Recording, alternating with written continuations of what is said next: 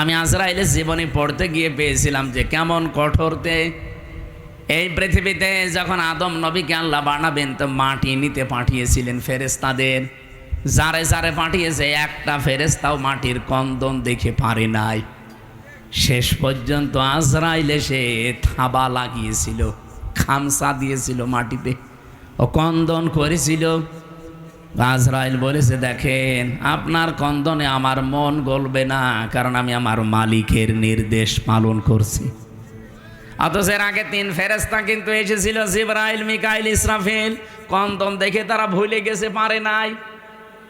হযরত আজরাইল যখন এক খামসা দিয়েছেন, তাফসিরে পড়েছি তার এই এক খামসার ভেতরে মাটি ছিল 40 মণ।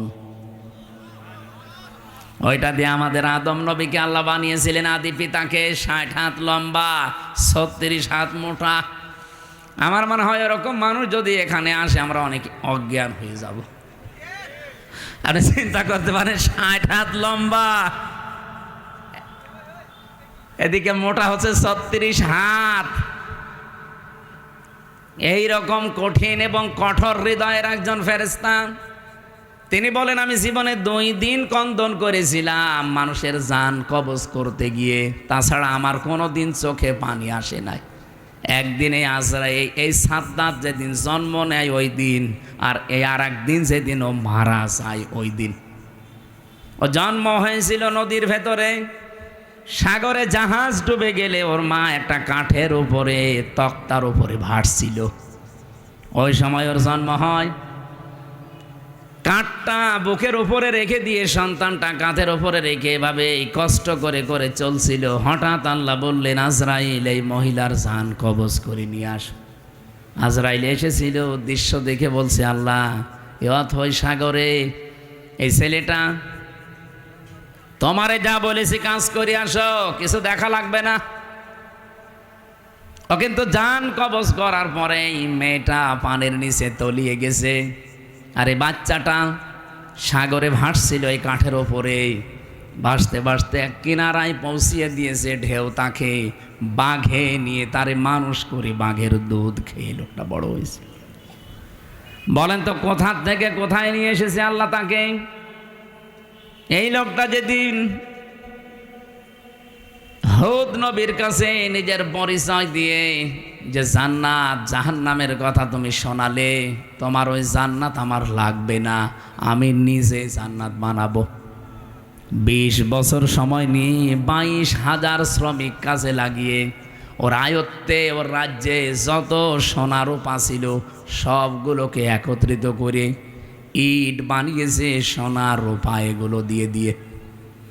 জান্নাতের ভেতরে ছোট ছোট খোপড়ি ঘর বানিয়েছে।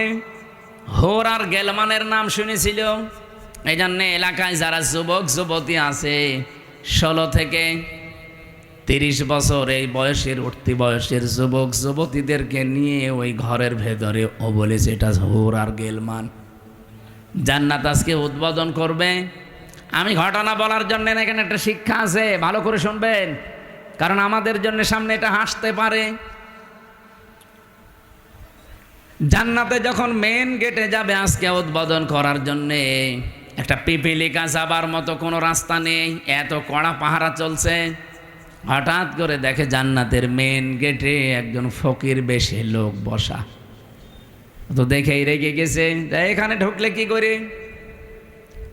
ফকির বেশে লোকটা বলছে, বাদশাহ একটু মাথা নিচ করেন ঘোড়ার পিঠ থেকে, আমি একটা কথা আপনাকে শোনাবো। বলে এখন না, পরে তোমার কথা শোনা যাবে, আমি আগে জান্নাত উদ্বোধন করে নেই।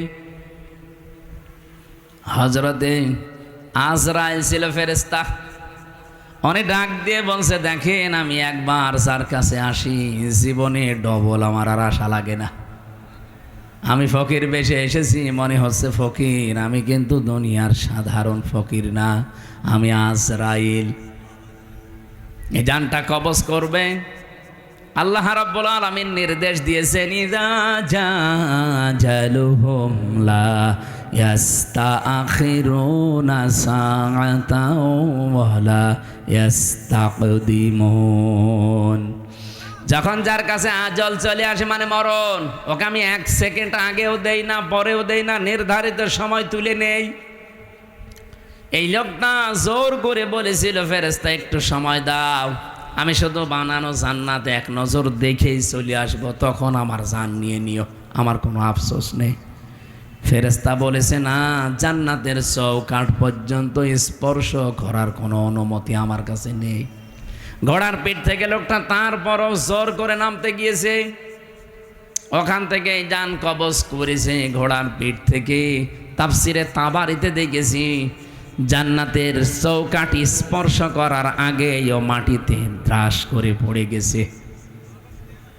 এখানে আমার কয়েকটা শিক্ষা পেলাম, আপনারা হয়তো টের পাচ্ছেন না, তাই আমি কিন্তু টের পেয়েছি। এখানে শিক্ষাগুলো কি? তাফসিরে তাবারি ও নাটোরবাসী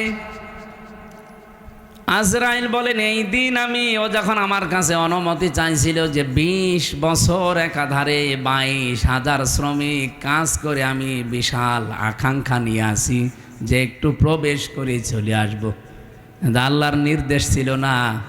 আমি এই দিন ওর জান কবজ করতে গিয়ে কেঁদে ফেলেছিলাম।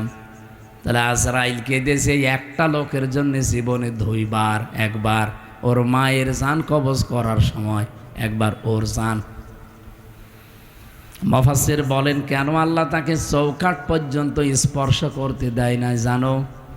যখন হুদ নবীর কাছ থেকে জান্নাতের বর্ণনাগুলো শুনে শুনে জান্নাত বানাচ্ছিল, নবীকে বলছে, কিভাবে আল্লাহ জান্নাত বানিয়েছে? তোমার তো ওই সহিফার ভেতরে আছে, ওই সহিফা থেকে বলো দেখি।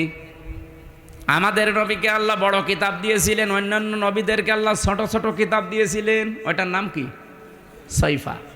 ওখানে জান্নাত জাহান্নামের বর্ণনা ছিল, কিছু উপদেশ ছিল। ওখান থেকে বর্ণনা শুনে শুনে যে জান্নাত এইভাবে এইভাবে আল্লাহ বানাবে, ও ঠিক ওই কায়দায় বানিয়েছে। যেহেতু স্বর্ণ রাখবে, রূপা লাগবে, স্বর্ণ এত পাওয়া যাবে কোথায়? যেখানে যা পাওয়া যায় নিয়ে আয়। ওই দেশে একটা বিধবা মেয়ে লোক, মা বাবা নেই, কিছুদিন আগে বিয়ে হয়ে স্বামীটা গেছে মারা। ওর পাইক পেয়াদা যারা আছে ওরা যে মেয়েটাকে বলছে ওইটা দিয়ে দাও, বাদশার স্বপ্ন পূরণে জান্নাতে কাজে লাগবে। মেয়েটা ওই দিন মাথায় গড়াগড়ি দিয়ে, মাটিতে গড়াগড়ি দিয়ে বলেছিল, এটা নেবেন না, এটা আমার জীবনের শেষ সম্বল, আমার মা বাবা নেই, আমার স্বামীটাও নেই। জোর করে বাদশার এই স্বপ্ন পূরণের জন্য নিয়েছে। ওই দিন মেয়েটা মাটিতে গড়াগড়ি দিয়ে এমন কন্দন করে বরদোয়া দিয়েছিল, রব্বুল আলামিন আমার জীবনের শেষ সম্বলটুকু যে কেড়ে নিল, তাকে তুমি তার বানানো জান্নাত উদ্বোধন করা বসবাস করতে দিও না। আমি হাদিসে পড়েছি, ইত্তাকি দাওয়াতাল মাজলুম ফাইন্নাহা লাইসা বাইনাহু ওয়া বাইনাল্লাহি হিজাব। মুসলিম শরীফের হাদিস। নবীজি বারবার উম্মতদেরকে নিষেধ করে গেছেন, উম্মতেরা আর যাই করো, মাজলুমের বরদোয়া থেকে নিজেকে বাঁচিয়ে রাখবা সব সময়, কারণ মাজলুমের বরদোয়ার আল্লাহর ভেতরে কোনো হেজাব থাকে না। এই মেয়েটা যখন মাটিতে গড়াগড়ি দিয়ে কেঁদে কেঁদে বরদোয়া দিচ্ছিল, আমার আল্লাহ ওই দোয়াটা সঙ্গে সঙ্গে কবুল করে নিয়েছে, কারণ কোনো পর্দা নেই। এই লোকটা যেদিন উদ্বোধন করবে, দেখা তো দূরের কথা, চৌকাঠ পর্যন্ত স্পর্শ করতে পারে নাই ওই মেয়েটার বরদোয়ার কারণে। কি বুঝলেন আপনি এখান থেকে? কত জায়গায় কত অত্যাচার জুলুম করেছিল, কিন্তু এই একটা বিধবা, স্বামী হারা, মা বাপ হারা এতিম মেয়ের শেষ সম্বলটুকু কেড়ে নেওয়ার কারণে আল্লাহর আরশ পর্যন্ত ধাক্কা খেয়েছে। আপনি বলতে পারেন না সাদ্দাতকে তার এত স্বপ্ন সাদের জান্নাত ভোগ করতে দেয়নি, স্পর্শ পর্যন্ত করতে দেয়নি, খালি একটা মেয়ে লোকের চোখের পানি বরদোয়ার কারণে। আমার ভাইরা, আমি এখান থেকে তাফসিরের যে শিক্ষাটা দিতে চাই আমি নিজে এবং আপনাদেরকে, শুধু আপনাদের না, এটা রেকর্ড হচ্ছে, সারা পৃথিবীর মানুষ যারা আছে, জুলুম করলে কিন্তু কাঙ্ক্ষিত স্থানে পৌঁছানো যায় না। এটা কি কোরআনের কথা বিশ্বাস করেন? এজন্য আগামীতে কেউ যদি আসেন দায়িত্বে, জুলুম করবেন না। তাহলে আপনি যে টার্গেট নিয়ে এগিয়ে যাচ্ছেন, ওই টার্গেট ফিল আপ হওয়ার আগে আপনি পড়ে যাবেন। আমার কথা বোঝা গেছে?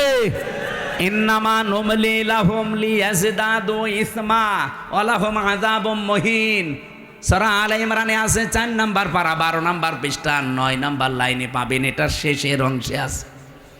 আল্লাহ তাআলা বলেন, কোন মানুষ যদি জুলুম করে পাপ করে সীমা লঙ্ঘন করে ফেলে, তখন আমি আল্লাহ ওকে আর ছাড় দেই না, তখন ওকে কঠিন এবং অপমানজনক আযাবের ভেতরে ফেলে দেই। আল্লাহ রাব্বুল আলামিন এই পৃথিবীতে যে বড় বড় 4টা রহমতের ঘোষণা দিয়েছিলেন, তার 1 নম্বরে ছিল বৃষ্টি, 2 নম্বরে ছিল কন্যা সন্তান। কিন্তু আমরা কন্যা সন্তানের নাম শুনলে বা আসলেই আমার যে বাবা যারা, অনেক বাবা মন খারাপ করে। বিশ্বনবী জানিয়েছেন, কোন পরিবারে যদি একটা কন্যা আসে, সঙ্গে সঙ্গে আল্লাহ 4 জন ফেরেশতা পাঠিয়ে দেয়। কোন পুরুষ মানুষ আসলেই সেখানে 4 জন নাই, 1 জনও ফেরেশতা আছে। এ কথা কোরআন হাদিসে আছে নেই? মেয়েরা যারা এসেছেন, সম্মানিত মা বোনেরা, আপনাদের কাছে বিপদে ফেলার জন্য এই কমিশনে নারী নামে কিছু হিজড়া, এগুলো নারী বলা যায় না। এগুলো নারী বলবেন কি করে আপনি? ওদের চেহারার দিকে তাকিয়ে দেখেন, নারীর কোনো বৈশিষ্ট্য ভেতরে পাওয়া যাচ্ছে না।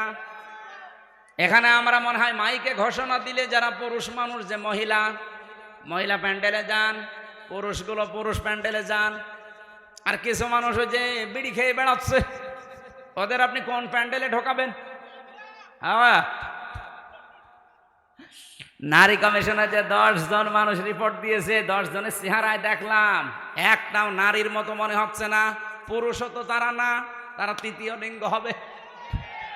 আপনাদের জন্য ওইটা ঠিক আছে, এই দেশের মহিলাদের প্রতিনিধিত্ব করার কোনো ক্ষমতা অধিকার আপনাদের নেই। মেয়েরা আল্লাহর সবচাইতে বড় রহমতের সৃষ্টি।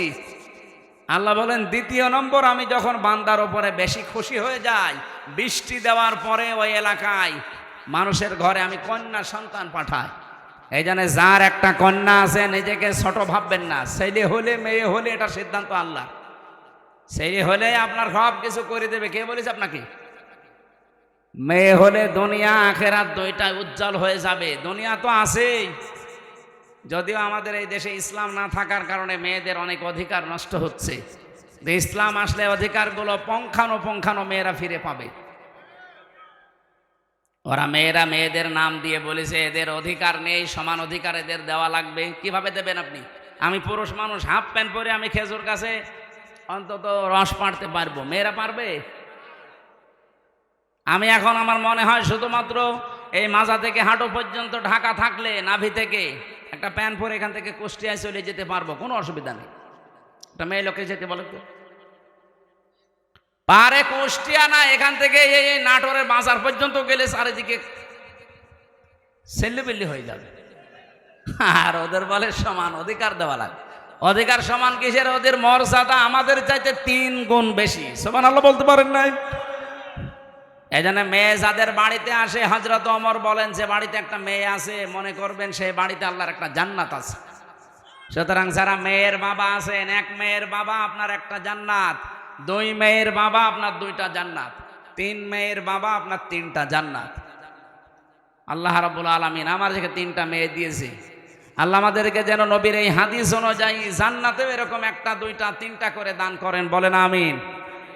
3 নম্বরে একটু ভালো করে শুনবেন হাদিসটা। আল্লাহর নবী বলেন, 3 নম্বরে আল্লাহ যখন বেশি খুশি হয়ে যায়, তখন ওর বাড়িতে আল্লাহ মেহমান পাঠায়। আমাদের তো সমস্যা, মেহমান আসলে আমাদের মন খারাপ হয়ে যায়। 4 নম্বরে বিশ্বনবী মুহাম্মদুর রাসূলুল্লাহ জানিয়েছেন, এই পৃথিবীতে আল্লাহ সব চাইতে যখন একেবারে খুব বেশি বান্দার উপরে খুশি হয়, তখন তাকে রোগ দেয়। এই জন্য রোগ শোক হলে আপনার জীবনের অপরাধগুলো আল্লাহ মাফ করেন।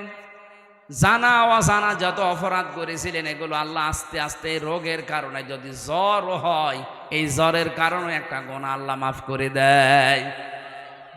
পথে চলতে ফিরতে হোঁচট খেয়েছেন, হোঁচট খেয়ে হঠাৎ করে নখ ভেঙে গেছে, রক্ত বের হচ্ছে, মনে করবেন আমার একটা গুনাহ আল্লাহ মাফ করে দিয়েছে।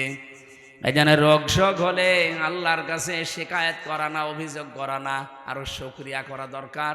যদিও দুনিয়ায় কষ্ট হচ্ছে, এই কষ্টের মাধ্যমে আমার জীবনের পরবর্তী যে জীবন আমার আখিরাতের শুরু হচ্ছে, এটা শান্তি, স্বস্তি এবং কল্যাণময় আল্লাহ করার চেষ্টায় আছে।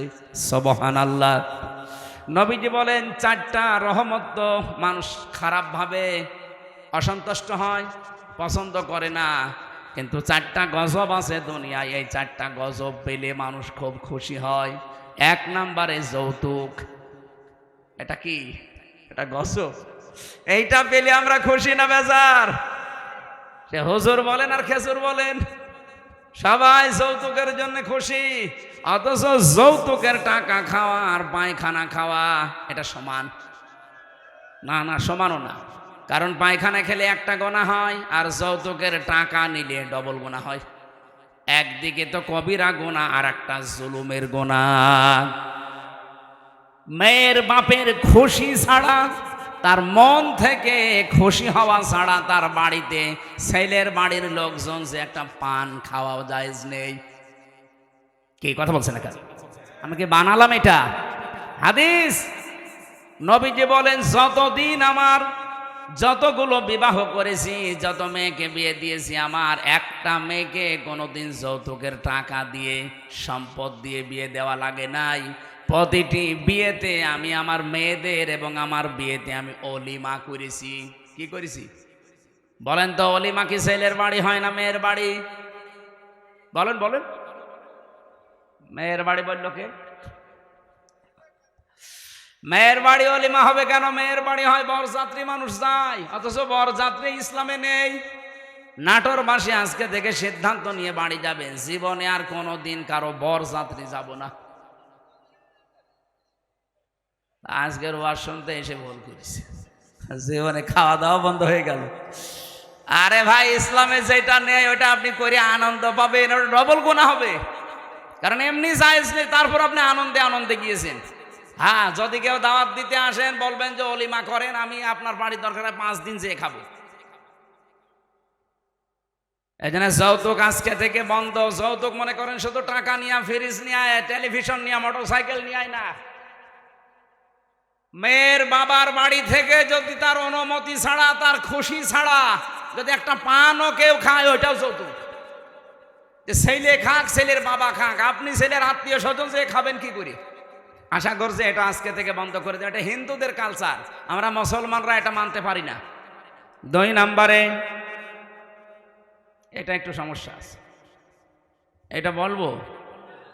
নবীজি বলেন, সবচাইতে বেশি আমার আল্লাহ খুশি হয় ওই 4টা কাজ করলে। বৃষ্টি হলে, কন্যা সন্তান হলে, মেহমান আসলে, আর রোগ ব্যাধি হলে। আর সবচাইতে বেশি আমার আল্লাহ নারাজ হয়, কিন্তু আমার বান্দা বান্দিরা খুশি হয়। 1 নম্বরে যৌতুক, 2 নম্বরে গীবত। এই গীবত করলে মানুষ খুব খুশি হয়, অথচ আমার আল্লাহর আরশ পর্যন্ত কম্পন ধরে। জীবনে যদি আপনার নেকির কাজ কমও থাকে, ভাইরা আমি আহ্বান জানাচ্ছি, আপনার নামাজ, রোজা, হজ, যাকাত, দান, সাদগা, জীবনের আমল আখলাক কম হয়েছে, আল্লাহ মাফ করে দেবে। কিন্তু গীবত যদি আপনি কারো করে থাকেন, ওটা আবার শোধ দেওয়া লাগবে। যেই দোষ যার ভেতরে নেই, ওইটা যদি তার উপরে আপনি চাপিয়ে দিয়ে ওটা বলতেই থাকেন, তাকে কালার করার জন্য চেষ্টা করেন, এটা তখন আর গীবতও থাকে না, তখন তোহমত হয়ে যায়। আর এটা বাংলাদেশে সবচাইতে বেশি চলছে। এই কথা বলছেন এখানে কত মানুষ এখনো বিভিন্ন জায়গায় বসে আছে, দেখে তারা গীবত চালাচ্ছে। গীবত করলে মানুষ খুশি হয়, কিন্তু আমার আল্লাহ বেজার হয়ে যায়। 3 নম্বরে সবচাইতে বেশি খুশি হয় মানুষ মিথ্যা বললে, কিন্তু আমার আল্লাহ নারাজ হয়। 4 নম্বরে আল্লাহ পাক সবচাইতে বেশি নারাজ হয় সুদ খেলে, কিন্তু মানুষ খুশি সুদ পেয়ে। এখানে আমার বিশ্বাস অনেক মানুষ এখানে বসে আছে যারা টাকা ছেড়ে রাখে। 1000 টাকা দিলে বছর মাসে মাসে 100 টাকা বেশি দেয়। এলাকায় নেই এটা? এই সুদের সাথে যারা জড়িত আছেন, টাকা ছেড়ে রাখেন, টাকা আসে, আপনি লিখে নিতে পারেন আপনি মায়ের সাথে এখনো জেনা করছেন। এই কাজে যারা আছেন, এই মুহূর্তে তাওবা করে ছেড়ে দেওয়া লাগবে। যারা যারা রাজি আছেন তারা হাত তোলেন তো, অসুবিধা নেই, তোলেন। যারা ছেড়ে রেখেছেন তোলেন। আপনি বুঝে ফেলেছেন? চালাক আছে নাটোরে মানুষ, কাঁচা গোল্লা খাওয়া মানুষ তো খুব চালাক আছে। হাত তুলে আবার নামিয়ে ফেলিস। না, আমি জানি এখানে বহু মানুষ এরকম আছে, সেই মানুষগুলো টাকা ছেড়ে রেখে এসেছে, মাহফিল শেষ করে ওই টাকা সকালে যেয়ে তুলবে।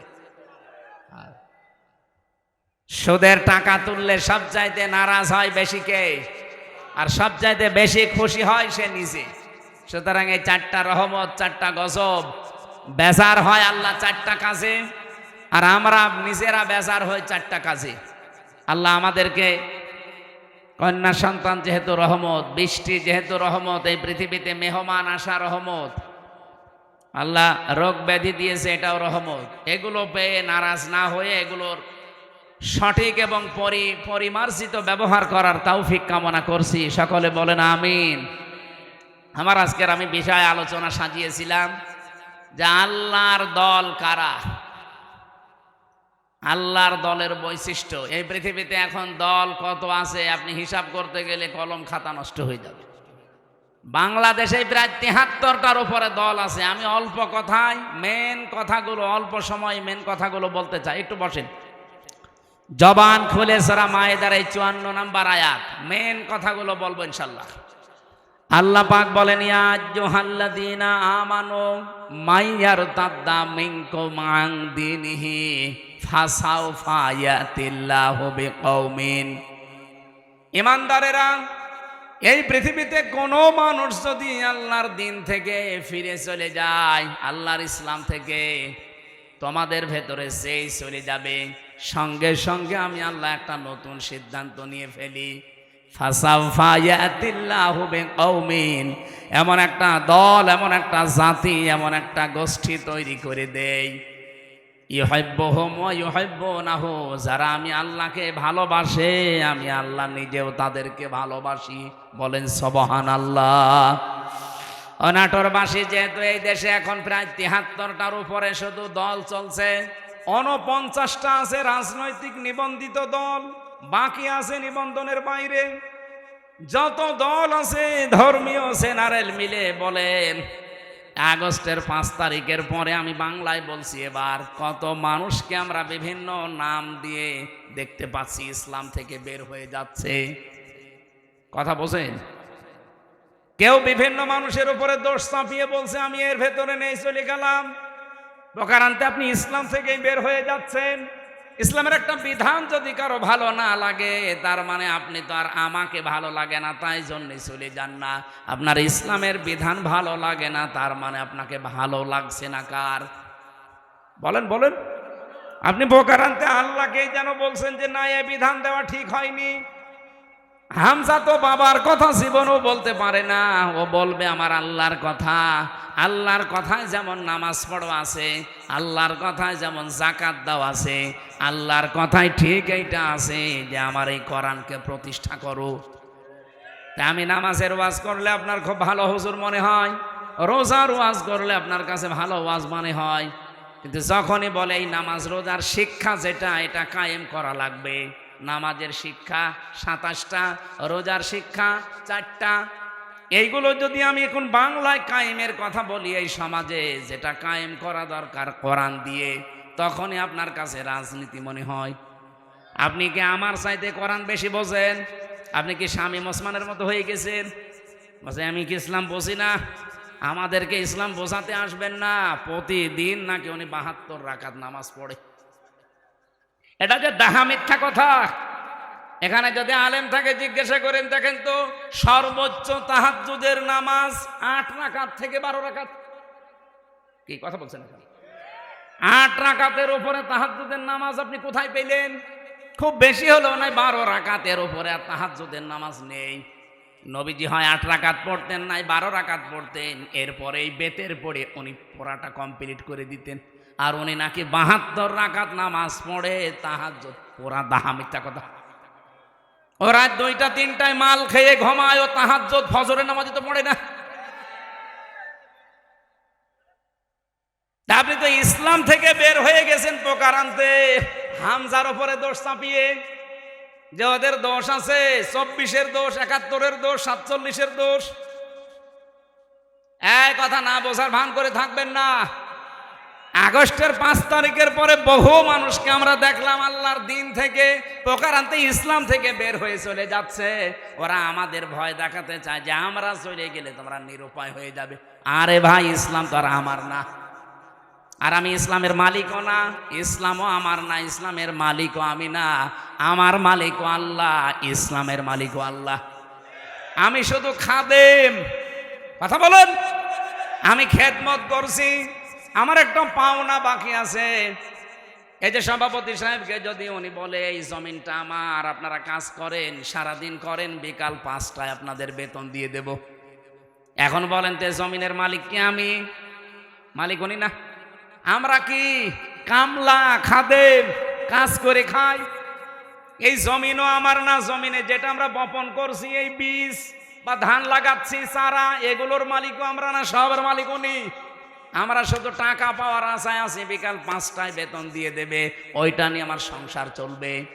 নাটোরবাসী, এই বাংলাদেশের এই জমিনটা আমার আল্লাহর, এ কোরআনও আল্লাহর, জমিনে আল্লাহর, কোরআন আল্লাহর। ওনার জমিনে ওনার আইন, ওনার কোরআন প্রতিষ্ঠা করবে এই দেশে যারা আল্লাহর খাদেম, গোলাম, বান্দা, তারা আল্লাহর বান্দা দাবি করে যারা আল্লাহর কোরআনের আইন বাদ দিয়ে মানুষের তৈরি করা আইন কায়েম করতে চায়, আল্লাহর কসম এই মানুষগুলো বেতন পাওয়া দূরের কথা, ওদের খবর আছে। বিকাল 5টা পর্যন্ত আমাকে এই জমিনে টিকে থাকা লাগবে। বিকাল 5টা মানে জীবনের শেষ দিন। এক কথা বলছেন এখানে, বিকাল 5টা মানে জীবনের শেষ দিন। কারণ আমার একটা বেতন পাওয়ার সময় আসবে, আমার যখন চোখ বন্ধ হয়ে যাবে। ওয়াবুদ রাব্বাকা হাত্তা ইয়াতিয়াকাল ইয়াকিন। আল্লাহ বলেন ওই পর্যন্ত ইবাদত করতে থাকো, আমার দিনের সাথে লেগে থাকো, যতদিন ইয়াকিন না আসে। ইয়াকিন মানে না, ইয়াকিন মানে মৃত্যু। ইয়াকিন মানে বিশ্বাস, সেটা আলাদা ইয়াকিন। আর এখানে ইয়াকিন মানে মৃত্যু, মরণ যতদিন না হবে ততদিন পর্যন্ত দিন কায়েমের জন্য আপনাকে টিকে থাকা লাগবে। কারণ আমরা এখনো আমাদের বেতন পাইনি। পেয়েছি?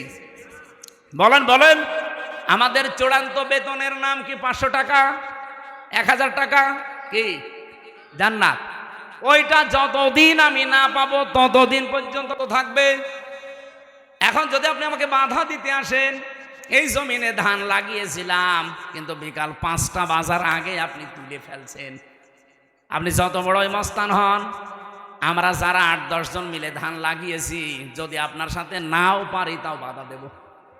কারণ আমি তো এখনো বেতন পাইনি। আপনি ধান তুলে ফেললে ওনারা বেতন দেবে, উনি এসে আমাদের আরো গরম দেবে। ওই সারাদিন নষ্ট করলে, ধান তুলে ফেলেছে, কিছুই বলনি, বেতন দেওয়া দূরের কথা, আরো 500 টাকা করে দিয়ে যাও। যে জমিন আল্লাহর, কোরআন আল্লাহর, আমরা তো খাদেম, কামলা, 5 জন মনীষ, লেবার যাই বলেন, আমরা চেষ্টা করে যাচ্ছি। আমাদের চেষ্টা হচ্ছে জমিনে এটা প্রতিষ্ঠা করা। হ্যাঁ, পদ্ধতি আমাদের ভুল হতে পারে, কেউ কেউ গণতন্ত্রের পদ্ধতি নিয়েছে, আপনার পদ্ধতি ভুল হতে পারে, কিন্তু আমার মন তো ঠিক আছে যে আমি জমিনে আল্লাহর দিন কায়েম করব। হ্যাঁ, কথা বলেন না কেন? হ্যাঁ বলেন। আফগানিস্তান তারা একটা পদ্ধতি নিয়েছে, তারা এক পদ্ধতি নিয়ে তারা অলরেডি কায়েম করে ফেলেছে। তুরস্ক একটা পদ্ধতি নিয়েছে, আপনি মোরসির দিকে তাকান, সে একটা পদ্ধতি নিয়েছিল, যে যেখানে ইসলাম কায়েমের জন্য চেষ্টা চালাচ্ছে। পদ্ধতি ভুল হতে পারে, কিন্তু তার কর্ম তো ঠিক আছে। তার মনের আকাঙ্ক্ষা, আশা, তামান্না এই যে আল্লাহর জমিনে আমি জীবনের শেষ দিন পর্যন্ত অন্তত দেখতে চাই যেটা কায়েম হয়েছে। আমার রাস্তা ভুল হলে কি আমি একটু ঘুরে ফিরেও আসতে পারবো না জায়গায়? এখন যদি একেমাই ভাইকে বলি যে আমি নাটোরে যাব, উনি একটা রাস্তা দেখিয়েছে। মোসাম ভাইকে বললাম নাটোরে যাব, উনি আমারে দেখিয়েছে সেই বড়াই গ্রাম, গুরুদাসপুর ঘুরে। হ্যাঁ, আমি নাটোরে যেতে পারবো ঠিক, এদিকে গেলে হয়তো 1 ঘন্টা লাগবে, এদিকে 1.5 ঘন্টা লাগবে, কিন্তু রাস্তা তো ঠিকই আছে, জায়গা মতো আমি যেতে পারবো। একটু সময় বেশি লাগবে, কম লাগবে। বাংলাদেশ সহ বিশ্বে যারা ইসলাম কায়েমের জন্য চেষ্টা চালাচ্ছে, সবার মনের অবস্থা ঠিক আছে, কিন্তু রাস্তাটা একটু ভিন্ন হওয়ার কারণে অনেক মানুষ ফতোয়া দেয় উল্টাপাল্টা, ওরা গণতন্ত্র করে, জীবনও কায়েম করতে পারবে না। আরে দিনের মালিকই তো আমি না, আমি কায়েম করার কে? আমি চেষ্টা করে যাচ্ছি, অবশ্যই আমার সফলতা আমার জান্নাত পাওয়া পর্যন্ত। কিন্তু এর ভেতরে যদি কেউ মাস্তানি করতে আসেন, ধান বানানো লাগানো, ধান বীজ তুলে ফেলবেন, আর আমি বেতন পাওয়ার আগে আপনাকে ছেড়ে দেবো, জীবনেও না। দরকার আপনার সাথে মারামারি হবে। কথা বলেন, কথা বলেন। আপনার সাথে হাতাহাতি হবে, মারামারি হবে। যদি মেরে ফেলা লাগে মেরেও ফেলবো, কারণ আমার টার্গেট বেতন। বেতন বলেন, ওই বেতনের নাম বিকাল 5টায় যেটা আল্লাহ দেবে, ওইটা এখনো হয়নি। আর আপনি তার আগেই দিন থেকে বিভিন্ন সোতানাতা বের করে বের হয়ে চলে যাচ্ছেন। কি করবেন? আল্লাহর কিছুই হবে না। যাদেরকে আপনি ভয় দেখাতে চান তাদেরও কিচ্ছু হবে না, কারণ এই জমিনের আশা তারা অলরেডি কুলিন্না সলাতি ওয়া নুসুকি এ বলার পরে ছেড়ে দিয়েছে। যারা এই কথা বলে যে কুলিন্না সলাতি ওয়া নুসুকি, তারা জীবনের আশা ছেড়ে দিয়েই বলে। আপনার মতো মুনাফিকি করার জন্য, লোক দেখানোর জন্য বলে না। যারা এগুলো বলতো এতদিন, তারা কিন্তু অলরেডি আল্লাহর দিন থেকে বিভিন্ন সোতানাতা বের করে বিভিন্ন কথা ধোয়া তুলে তারা চলে যাচ্ছে। আল্লাহ এই জন্য বলেছেন, যদি কেউ দিন থেকে চলে যায়, ফাসাউফা ইয়াতিল্লাহ, অতি শীঘ্রই। যারা আরবি জানে, সাউফা শব্দটা আল্লাহ কেন ব্যবহার করেন? সিন, সাউফা, কদ, লাম, এরকম 13টা শব্দ আছে। কোন সেন্টেন্সের আগে যদি আসে, বাংলা অর্থ দাঁড়ায় খুব তাড়াতাড়ি। আল্লাহ বলেন, যদি কেউ দিন থেকে মুখ ফিরিয়ে চলে যায়, আমি শুধু দেখবো, দেখার পরে অতি তাড়াতাড়ি ইয়াতিল্লাহু বিকৌমিন, একটা দল তৈরি করে দেব। ইউহিব্বুহুম ওয়া ইউহিব্বুনাহু, তারা কি? আমি আল্লাহকে ভালোবাসবে, আমি আল্লাহও তাদেরকে ভালোবাসবো। তাদের গুণাগুণ কি হবে? এই যে আল্লাহর দলের বৈশিষ্ট্যগুলো বলতে আল্লাহ এই কথাগুলো দিয়েছেন। রব্বুল আলামিন বলেন, তাদের গুণাগুণ হবে প্রথমত 3টা। আজিল্লাতিনা আলাল মুমিনিন, আইজ্জাতিনা আলাল কাফিরিন। তারা নিজেদের প্রতি, মমিনের প্রতি হবে রহমদিল, কিন্তু কাফেরদের প্রতি হবে তারা কঠোর, বজ্রমুঠো। বাংলাদেশে আজ দেখান একটা দল কিন্তু অলরেডি আল্লাহ তৈরি করে দিয়েছে, যারা নিজেদের প্রতি এত রহমদিল, নিজের আপন ভাইয়ের সাথেও তাদের এত ভালোবাসা নেই। আমি আমার নিজেরটাই বলছি ভাই, আল্লাহর কসম। আপনাদের এই যে মোজাম্মেল ভাইয়ের বাড়ি নাটোরে, আমার বাড়ি কুষ্টিয়া, ওনার সাথে আমার আত্মীয়তা নেই, রক্তের সম্পর্কও নেই। ওনার আমি শুধুমাত্র ভালোবাসি একামতে দিনের কারণে। আর এই ভালোবাসা, মহাব্বতটা আল্লাহ নিজে পয়দা করে দিয়েছে। কারণ যখন আল্লাহর দিন থেকে মানুষ মুখ ফিরিয়ে নেয়, তখন একটা দল আল্লাহ নিজে তৈরি করে দেয়। ওই দলের প্রথম বৈশিষ্ট্য, তারা নিজেদের প্রতি রহমদিল হয়, মহাব্বত, ভালোবাসা তৈরি হয়, কিন্তু কাফেরদের প্রতি তারা কঠোর। আপনি একটা আল্লাহর বিরুদ্ধে অবস্থান নিয়ে দেখেন, নাটোর, কুষ্টিয়া, পাবনা থাকবে না। একামতে দিনের কর্মী যারা, কুষ্টিয়াও যা, চট্টগ্রামও তাই, সব একবারে রাস্তায় নেমে আসবে। কারণ কাফেরদের প্রতি আমাদের কঠোরতা তৈরি করে দিয়েছে কে? আপনি অন্য কিছু খেয়াল করে দেখেন, তারা নামে কিনা জীবনও পাবেন না। ইউজাহিদুনা ফি সাবিলিল্লাহি ওয়া লা ইয়াখাফুনা লাওমাতা লাইম। তারা আল্লাহর দিন এই জমিনে প্রতিষ্ঠা করার জন্য জিহাদ করবে, সংগ্রাম করবে, চেষ্টা চালাবে, পরিশ্রম করবে, প্রচেষ্টা করবে, কিন্তু কোনো ওয়ালা ইয়াখাফুনা, ভয় পাবে না, লাওমাতা লাইম, কোনো তিরস্কারকারীর তিরস্কারকে তারা পাত্তা দেবে না। আমি যেই দিন থেকে কুলিন্না সলাতি ওয়া নুসুকি ওয়া মাহইয়ায়া ওয়া মামাতি লিল্লাহি রাব্বিল আলামিন বুঝে বুঝে পড়েছি, ওই দিন থেকে কে আমার পেছনে লেগেছে, কে বদ করে, আমার উপরে আন্দাজে দোষ চাপায়, কোনো কিছু আমার মনে আর স্থান নেই। আমার মনে হয় এই দেশে যারা একামতে দিনের কর্মী, আল্লাহর কসম, তাদেরকেও আপনি এইভাবেই পাবেন। কোন তিরস্কারকারী তিরস্কারকে তারা পাত্তা দেবে। আমাকে রাজাকার পর্যন্ত বলা হয়েছে, কিন্তু আমি কি রাজাকার? আমার 33 বয়সে যদি রাজাকার হয়, কিন্তু এই কথা বলে আপনি দাবিয়ে রাখবেন, আপনি বলবেন ও শিবিরের রক্ষাটা কর্মী, এই কথা বলে দাবিয়ে রাখবেন। ও জামাত ইসলাম করে, ও চরমনার মুরিদ, এই কথা বলে দাবিয়ে রাখতে পারবেন না। কারণ কোন তিরস্কারকারীর তিরস্কারকে আমি থোড়াই কি আর পাত্তাই দেই না। এই গুণটা তৈরি করে দিয়েছে কে? আল্লাহ বলেন, যালিকা ফাদলুল্লাহ, এটা আল্লাহর অনুগ্রহ, যাকে তাকে আল্লাহ দেয় না। ইউতিহি মাইয়াশা, যাকে আল্লাহ ইচ্ছা করে তাকে দেয়। সুতরাং এই বাংলাদেশে আল্লাহর দলের বৈশিষ্ট্য 3টা পেলাম।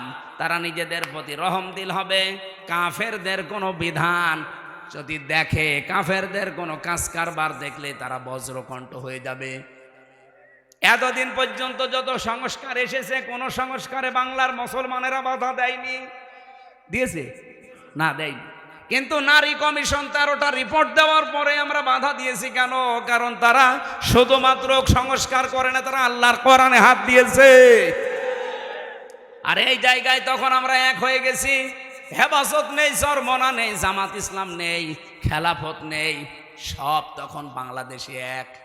আপনি দেখেননি, সব এক হয়ে বলেছে না এটা তো মানা দূরের কথা, এ কমিশনই মানি না। আমির জামাত ডাক্তার শফিকুর রহমান এটা বলে নাই যে কমিশন তো দূরের কথা, ও কমিশনই মানি না।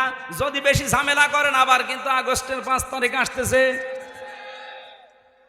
এটা তো আমরা এই এতদিন পর্যন্ত যত সংস্কার করেছেন কোনো জায়গায় বাধা দেয়নি, কারণ ওই জায়গায় আল্লাহ রাসূলের বিরুদ্ধে পাইনি। কিন্তু এবার পেয়েছি সরাসরি আল্লাহর বিরুদ্ধে। আজিল্লাতিন আলাল মুমিনিন আইজ্জাতিন আলাল কাফিরিন। আমরা নিজেদের প্রতি ভালোবাসা, মহাব্বত, স্নেহময় স্নেহশীল আছি। বললাম না মোজাম্মেলের সাথে সত্যি বলছি, আমার সম্পর্ক আত্মীয়তার না, রক্তের না, শুধু দিনের, শুধুমাত্র দিনের সম্পর্ক।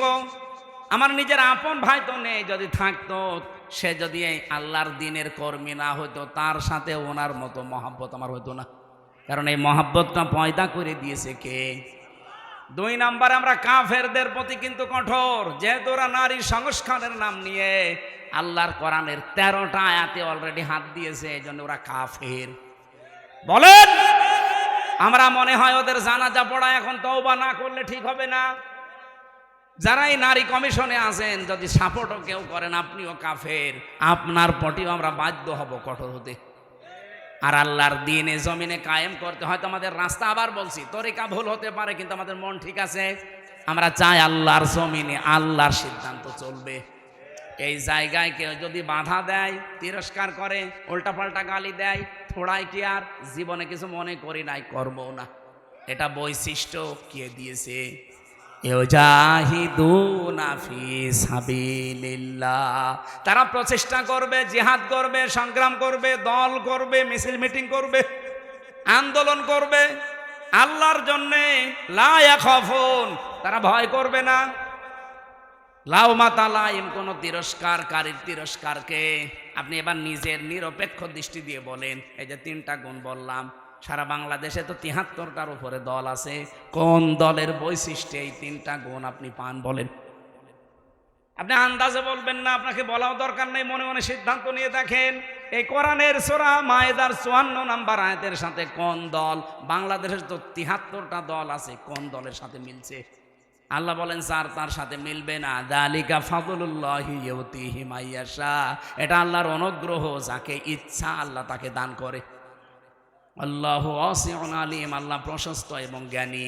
আমি কোরআন সত্যি করা মাথায় নিয়ে বলতে পারি, এই 3টা যার ভেতরে আছে ওই দলে আল্লাহ যেন আমাদেরকেও শামিল করেন। আমার কথা বোঝা গেছে না? এবার আল্লাহ আমাদেরকে 4টা বৈশিষ্ট্যের কথা দিয়েছেন। ওই গুণগুলো অর্জন করতে হলে 4টা বৈশিষ্ট্য লাগবে। 55 নম্বর আয়াতে আছে, আর 56 নম্বর আয়াতে আছে এই দল বিজয়ী হবেই। কারণ বিজয়ী হওয়া এটা আমি আল্লাহ আমার জন্যে আর ইমানদারদের জন্যে আমার রাসূলের পক্ষ থেকে আমি এটা লিখে দিয়েছি। কাতাবাল্লাহু লিআগলিবান্না আনা ওয়া রুসুলি। বিজয়ী হওয়া এটা আমি আল্লাহ আমার নিজের জন্য লিখে দিলাম। দুনিয়ায় যা কিছুই দেখো না কেন, সর্বশেষ বিজয়ের মালা পরবে কে? এটা আল্লাহ লিখে দিয়েছেন। এই জন্য আল্লাহ যেহেতু একটা দল নিচে তৈরি করে দেবে, ওই দলের বৈশিষ্ট্য যেগুলো বললাম এগুলো যেই দলের ভেতরে পাবেন, মনে করবেন ওদেরকে আল্লাহ নিজে বানিয়েছে। এই আয়াত আমি নিজে এখন বানালাম। এত সহজ বাংলায় বলার পরও কিছু মানুষ এখনো বোঝে না। আমার মনে হয় ও আজরাইল দেখার আগে আর বুঝবে না। এখন আপনার ভেতরে যা ভালো লাগে তাই করেন, যান, আপনাকে ছেড়ে দিলাম। ফাসাউফা ইয়াতিল্লাহু বিকওমিন, অতি শীঘ্র একটা দল আমি বানিয়ে দেব, সেই দলকে ইউহিব্বুহুম ওয়া ইউহিব্বুনাহু, তারা আমাকে ভালোবাসবে, আমিও তাদের ভালোবাসবো। আপনি খেয়াল করে দেখেন, এই গুণগুলো যাদের ভেতরে পাবেন আপনি তাদের সাথে অ্যাক্টিভ হবেন, মনে করবেন আল্লাহ আপনাকে এই দলে শামিল করে নিয়েছে। আর যাকে তাকে তো করবেও না। কি করবে? কালকে লালপুরের আলোচনা এটা ছিল, আল্লাহ যাকে তাকে তার দিনের কাজ একামতে দিন প্রতিষ্ঠার জন্য নিয়ে যায় না। আল্লাহু ইয়াজতাবি ইলাইহি মাইয়াশা ওয়া ইয়াহদি ইলাইহি মাইয়ুনিব। যে লোকটা মন থেকে আল্লাহর দিকে ফিরে আসতে চায় তাকে আল্লাহ এই কাজের জন্য নির্বাচিত করে। এই দেশে লক্ষ লক্ষ মানুষ আছে, সবাই একামতে দিনের কাজে লাগে না।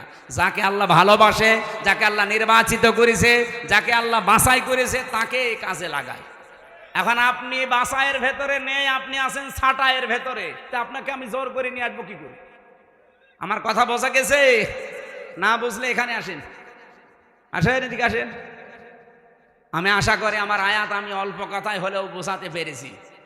আল্লাহ যেহেতু একটা দল তৈরি করে দিয়েছেন, এই দলের বৈশিষ্ট্য বললাম, যার সাথে মিলবে, যদি আওয়ামী লীগের সাথে মেলে ওনাকে আবার নিয়ে এসে আবার দল করুন, যদি বিএনপির সাথে মেলে বিএনপির সাথে করবেন, জামাতের সাথে মেলে জামাতের সাথে করবেন, যার সাথে মেলবে এইটার পক্ষে আমরা থাকতে চাই।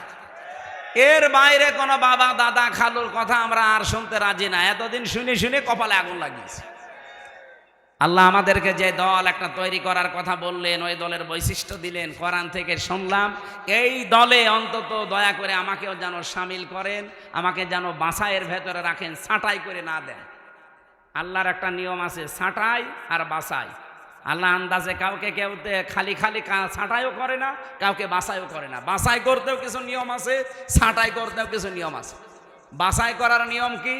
এই যে গুণগুলো আস্তে আস্তে পয়দা করে দেবে। আর ছাঁটাই করার নিয়ম হচ্ছে গুণ পয়দা করার জন্য আল্লাহ তার মন তৈরি করে দেয়, কিন্তু এই লোকটার মনই নেই। এই যে গিরিশচন্দ্র সেন, এই লোকটা পুরা কোরআন শরীফের বাংলা করেছে পুরাটা, এবং কি তাফসির লিখেছে, কিন্তু লোকটা মুসলমান হয়নি। আপনি নরসিংদী যান, ওর বাড়িতে পুড়িয়ে ফেলেছে, ওর বাড়িটা আছে।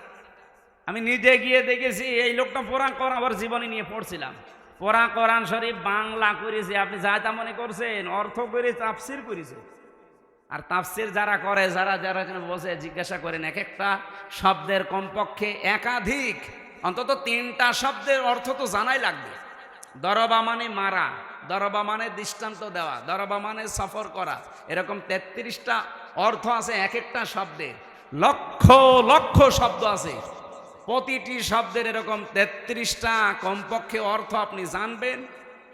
এই জানার পরে কোন জায়গায় কোন অর্থ সেট হয়, অ্যাপ্রোপ্রিয়েট হয়, পারফেক্ট হয়, ওইটা ওই জায়গায় বসাবেন, তারপরে তাফসির লেখা সহজ হবে। এই হিন্দু আমার চাইতে কোরআন শরীফ কত বেশি পড়েছে। এখানে ইনি আলেম কিনা জানি না, হাসি তো যত আলেম বসে আছে আমি গ্যারান্টি দিয়ে বলতে পারি, একজনও বুকে হাত দিয়ে বলতে পারবেন না যে পুরা কোরআন শরীফের প্রতিটি শব্দের অর্থ আমার জানা আছে। ও পুলিশকে জিজ্ঞাসা করেন, পুলিশও পারবে না। পারবেন না? না, ওনা তো এই লাইনের লোক না, জেনারেলের শিক্ষিত, আলেমরাই পারবে না। আমি নিজেও আমার মনে নেই ভাই, আমি সত্যি কথা বলছি। আমি পড়েছিলাম, পুরাটা শেষ করেছি, তাও একবার দুইবার না, কমপক্ষে 70 বারের উপরে জেলখানায় থাকতে পড়েছি। অনার্স মাস্টার্স করার সময় তো কত বার পড়েছি, আমার সব মনে নেই। এখন আবার স্টাডি করা লাগবে। আজকের আয়াতের প্রত্যেকটা শব্দের অর্থ আমার মনে আছে, কিন্তু পুরা কোরআন শরীফের আমার মনে নেই। অথচ বেটা হিন্দু মানুষ, ওর কি মেধা ছিল বলেন তো, প্রতিটি শব্দের একাধিক অর্থ একেবারে নখদর্পণে। তাও যেখানে যেটা খাটে, যেখানে যেটা মিলে মিল হয়, ঠিক ওইভাবে লিখেছে পুরা কোরআন শরীফের।